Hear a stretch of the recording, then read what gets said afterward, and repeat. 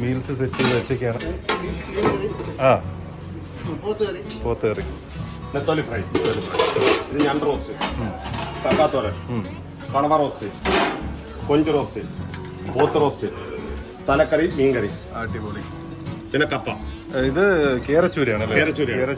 കേരച്ചൂരത്തല. Okay.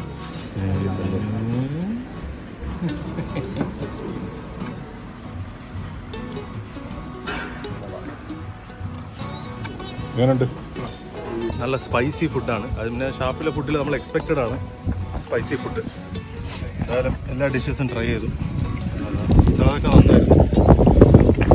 ഈ ഷാപ്പിൻ്റെ location എന്ന് പറഞ്ഞു കഴിഞ്ഞാൽ നമ്മുടെ താന്നി ബ്രിഡ്ജ് നമുക്ക് കാണാമെന്നുള്ള ആ ബ്രിഡ്ജിൻ്റെ സൈഡിൽ കൂടെ വന്നു കഴിഞ്ഞാൽ ഇവിടെ ആയിട്ടാണ് ഷാപ്പ് ലൊക്കേറ്റ് ചെയ്തിരിക്കുന്നത്.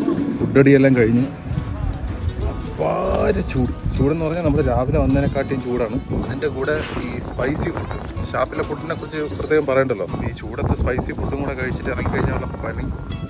പക്ഷേ ഈ ഷാപ്പിൻ്റെ ലൊക്കേഷൻ അടിപൊളി എന്ന് പറഞ്ഞു കഴിഞ്ഞാൽ ഇവിടെ ഇവർക്ക് വേണമെങ്കിൽ ഇവിടെ പുറത്ത് കുറച്ച് ഇതൊക്കെ ഇട്ടിരുന്നെങ്കിൽ ഇവിടെയൊക്കെ പുറത്തുനിന്ന് കഴിക്കാമെങ്കിൽ കായലിൻ്റെ സൈഡിൽ നിന്ന് കഴിക്കാൻ പറ്റുന്ന ഒരു ടൈപ്പ് അറ്റ്മോസ്ഫിയർ ആയിരുന്നു അല്ലേ.